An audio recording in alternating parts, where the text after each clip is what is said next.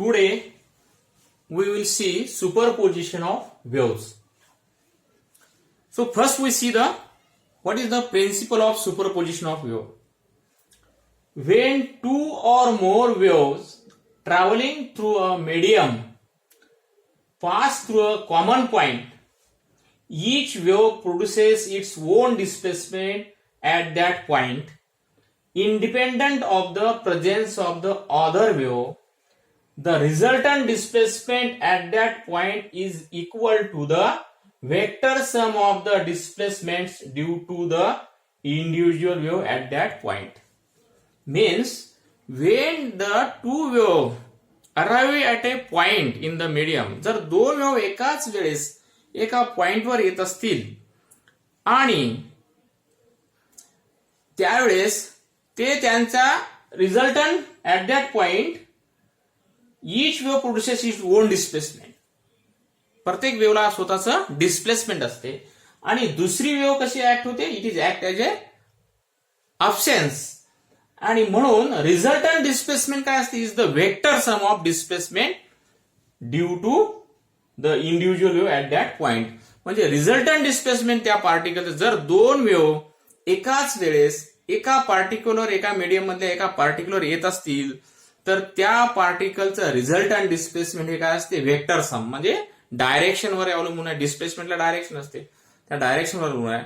मग या ठिकाणी आपण असं सांगता येईल, जर त्या पार्टिकलवर दोन वेव्ह एकाच वेळेस म्हणजे simultaneously incident on that particle and if they are in phase, जर त्या दोन वेव्ह एकाच वेळेस त्या पार्टिकलवर येत असतील आणि त्या जर फेज मध्ये असतील तर रिझल्टंट डिस्प्लेसमेंट इज मॅक्झिमम. आणि त्यावेळेस this type of interference is called as constructive interference.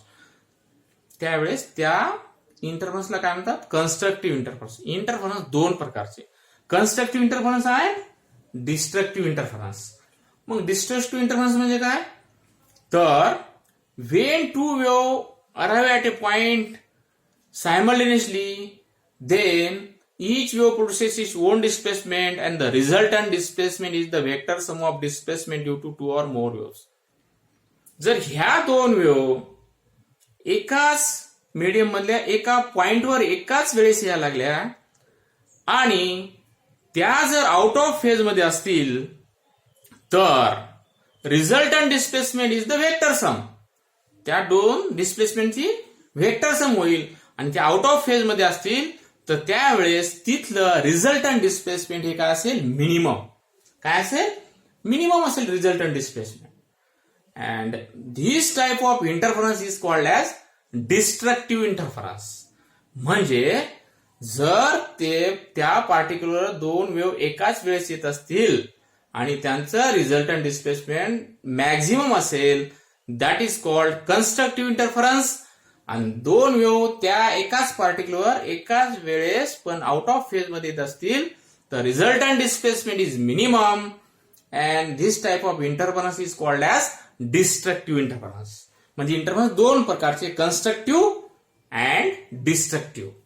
तर हे झालं principle of superposition of wave. मग आता आपण डिटेलमध्ये बघू principle of superposition of wave. आता एक suppose we have taken a string and both end of the string, ही एक स्ट्रिंग आहे AB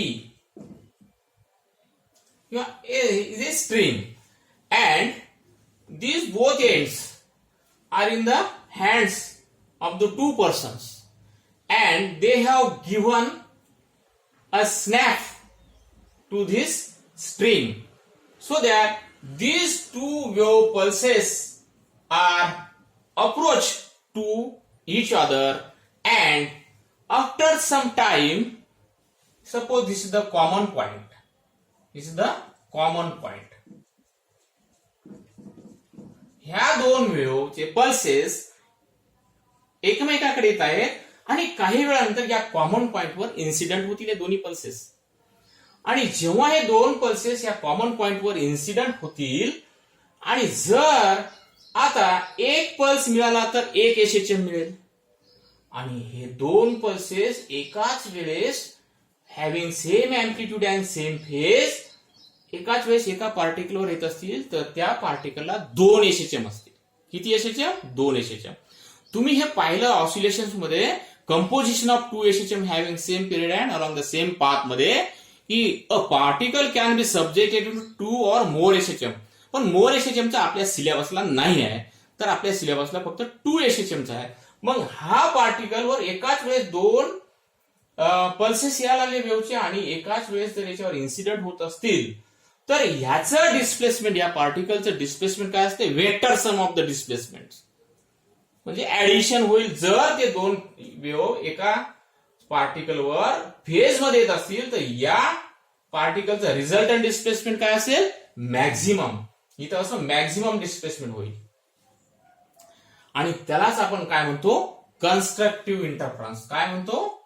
कन्स्ट्रक्टिव्ह इंटरफरन्स. त्याला काय म्हणतो आपण? Constructive interference. That is called constructive interference. म्हणजे इथे काय होईल? ह्या 2 वेव्ह आल्या म्हणजे हे असं डिस्प्लेसमेंट मिळेल. इमर्ज झाल्या त्या, डिस्प्लेसमेंट मॅक्झिमम झालं. दिस इज कॉल्ड कन्स्ट्रक्टिव्ह इंटरफरन्स. याला काय म्हणतात? Constructive interference. That is called constructive interference. मग आता समजा ह्याच 2 वेव्ह जर आउट ऑफ फेज मध्ये येत असतील या कॉमन पॉइंटवर, हे ह्या डायरेक्शन येत असेल पण इकडेच यायला लागली या डायरेक्शन, ह्या 2 pulses comes towards each other and incident on a common point in a out of phase, the resultant displacement of this common point, म्हणजे हे पार्टिकल 2 एसएचएम मध्ये आला आणि 2 पल्सेस याच्यावर इन्सिडेंट एकाच वेळेस ऍट ए टाइम, आणि म्हणून हा पार्टिकल 2 एसएचएम मध्ये आला आणि त्याचं resultant displacement is the vector सम, आणि हे आउट ऑफ फेज मध्ये असतील तर त्याचं रिझल्टंट डिस्प्लेसमेंट हे काय असेल? 0 असेल, मिनिमम असेल, आणि we get a line. Minimum. आणि this is called destructive interference.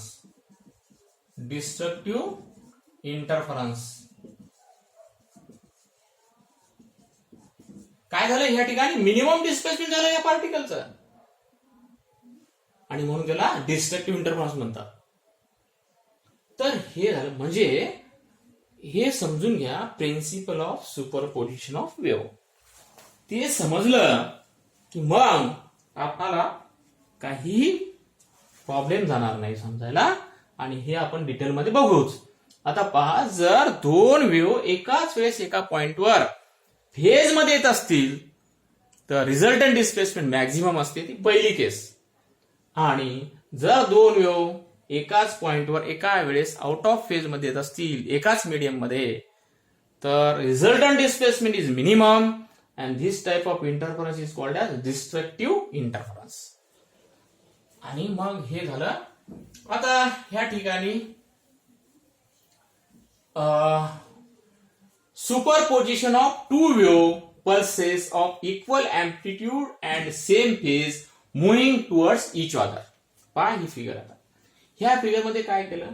The propagation of pulses towards each other, the propagation of waves of pulses towards each other, these 2 pulses are moving towards each other, and every successive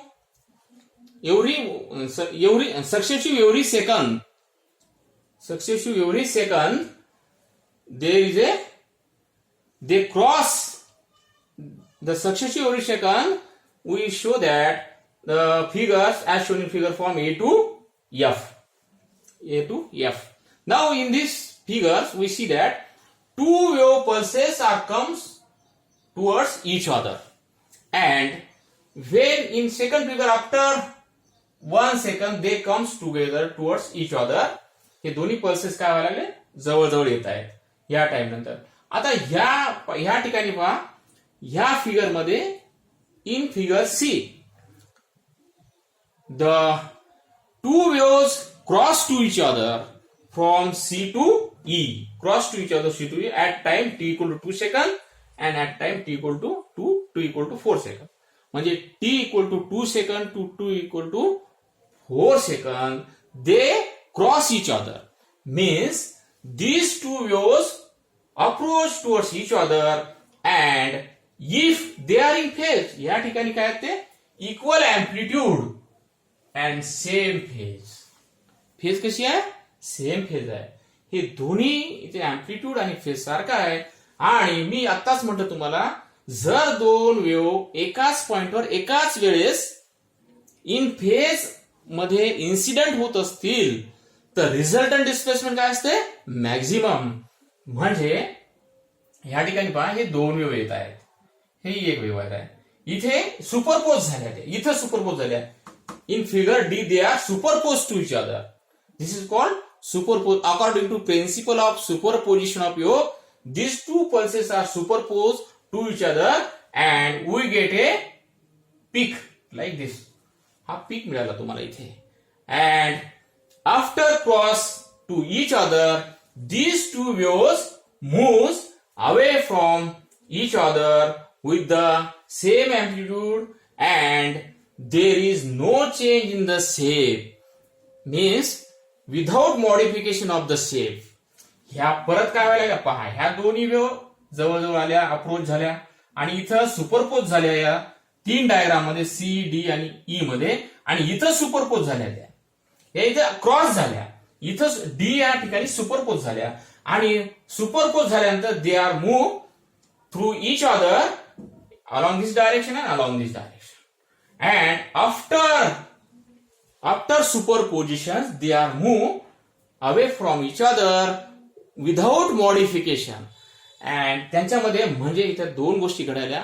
principal of superposition of wave मध्ये काय व्हायला लागलं, एक particle दोन SHM मध्ये यायला एकाच वेळेस, आणि ह्या दोन एसएचएम ज्यावेळेस एकाच पार्टिकल असतात आणि ह्या दोन वेव्ह त्यावेळेस एकाच फेज मध्ये असतील तर त्यांचं resultant displacement maximum. Suppose y1 is the displacement of this and y2 is the displacement of this wave.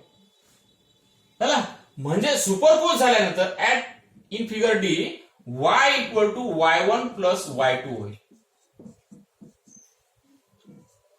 हे झालं सुपरपोजिशन, प्रिन्सिपल ऑफ सुपरपोजिशन. आणि ह्या वेळेस रिझल्टंट डिस्प्लेसमेंट मॅक्झिमम. का रिझल्टंट डिस्प्लेसमेंट मॅक्झिममच काय? कारण त्या दोन्ही पल्सेस एकाच फेज मध्ये एकाच पॉइंटवर यायला लागल्या आणि म्हणून त्यांचं रिझल्टंट डिस्प्लेसमेंट मॅक्झिमम असल्यामुळं ह्या टाईपच्या प्रकाराला काय म्हणतात, this type is called as constructive interference. आणि मग आफ्टर सुपरपोज, हे सुपरपोज झाल्या, after superpose they are move away from each other and they without modification. ह्या काय व्हायला, सुपरपोज झाल्यानंतर त्या एकमेकापासून दूर चालल्या without modification of their shape and size. And that's why we can say that this is the unique property of the wave. What is unique property of the wave? म्हणजे त्या इंटरफर झाल्यानंतर त्यांच्यावर काही परिणाम झाला का?